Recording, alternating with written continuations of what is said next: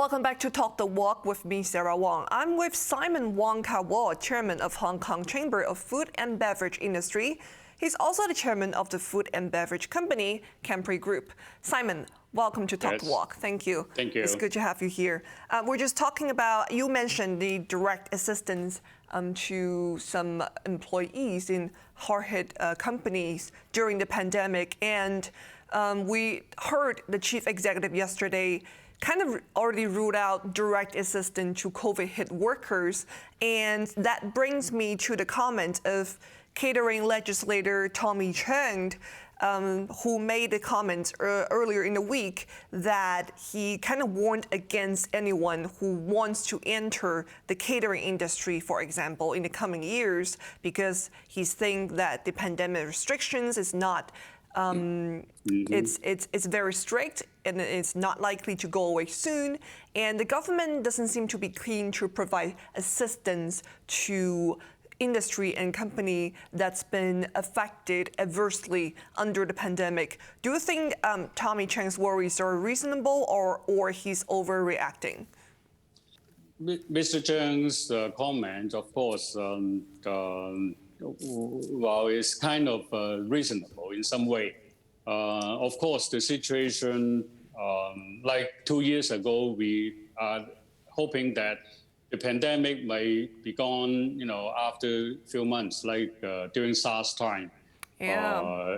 It only affected us for 3 or 4 months. Yeah, but 6 months, most, yeah, we hoped. Yeah, after that, yeah. But then the Chinese government or the central government has launched some kind of program to help Hong Kong. So we have SIPA, we have other measures to help the economy. But now we are facing more serious situation because this pandemic is worldwide. At the moment, not only Hong Kong is being affected, even in the mainland, even today, Yes. we still have some records of cases in different provinces. And, notwithstanding the other countries in the world, particularly in Europe and the United States and some other countries, the pandemic seems to be never ending. And we are quite worried about what happened if we can control the Omicron variant, then there might be another variant coming out. And it seems that we might still have to face a lot of pressure, and also we have to try our best to survive. Talking about our business, of course, it's a difficult business at the moment, but it's not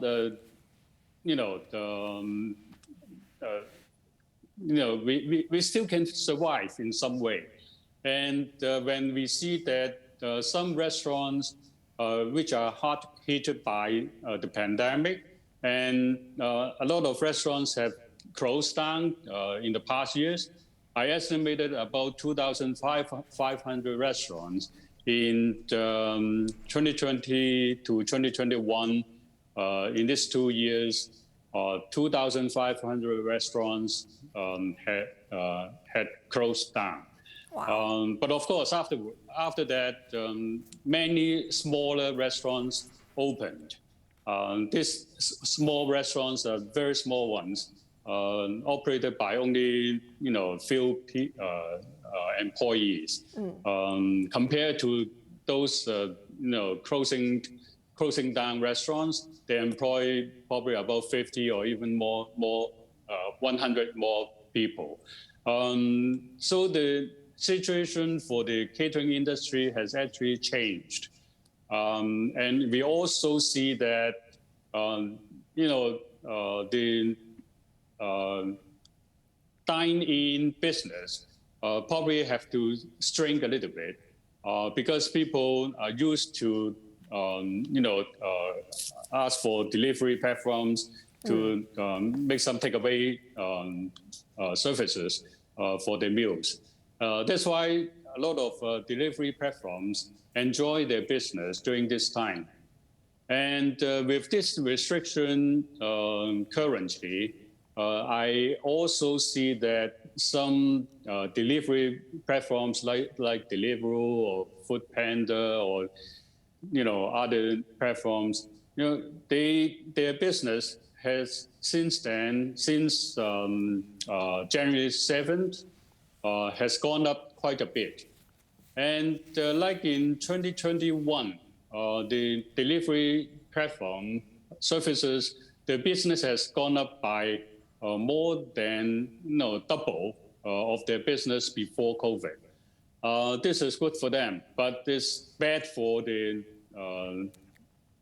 restaurants who have actual the premises to do the dining business. Yes. So the situation is kind of tricky, but is going to change. And we have to adopt a lot of other measures to save manpower and use a lot of electronics or other AI measures to help our operation. This is to cut down our expenses and also to cut down the manpower. Wow. Yes, like you said, there a lot of changes have taken place during the pandemic for many industry, and notably the catering industry. And I know that the business footprint of your company, the Kampery Group, also covers other parts of the world, including North America, Europe, for sales of coffee, black tea, wine, and so on. And you're also the vice chairman of the Chinese Manufacturers Association. So that brings me to my question. What kind of impact did your beverage business feel from the global supply chain disruptions right now, and also inflation that's occurring to some of the commodities, such as in America? Wow, you asked a very good question, because my business extends to different countries. And I also do wine business because we have invested in 2 vineyards in France. Mm-hmm. And lately we were hurt by the logistic arrangement because of the COVID, because of the logistic difficulties to arrange trucks or delivery services. Our goods cannot arrive Hong Kong on time, and we lost some business, and also because our business also extend to other countries, and we do export business. And it seems that the whole economy, the economy of the whole world, is shrinking. Well, particularly in North America as well as in the European countries. But of course, we do enjoy recovery of business for our mainland business. Business actually compared to, for the business in 2021 compared to 2020, we even enjoy about 8% growth in our business. This is already very good. And we foresee that this year will be a hard time for Hong Kong. But for China, we expect a pretty healthy growth for our business, because it seems that people like drinking coffee and tea more in our sector. And we expected about 12 to 15% growth in our business in 2022. So, but then we are facing a lot of other problems. For example, you just mentioned about the inflation issue. We see that the food cost has come up quite a bit in the past couple months. Even for the past couple of weeks, the food cost has gone up by more than 15% overall. and it's going to increase again in the short period of time because of the problems in logistics and also the problems in the supply chains. And while we are trying our best to source more products from other countries so that we still can provide the kind of products or goods to our customers. Well, Simon, I wish we have time to cover more of these important topics, but I'm told that we're running out of time today. Thank you very much for coming on the show to share your expertise and your experience and your opinions. We're grateful to have you here.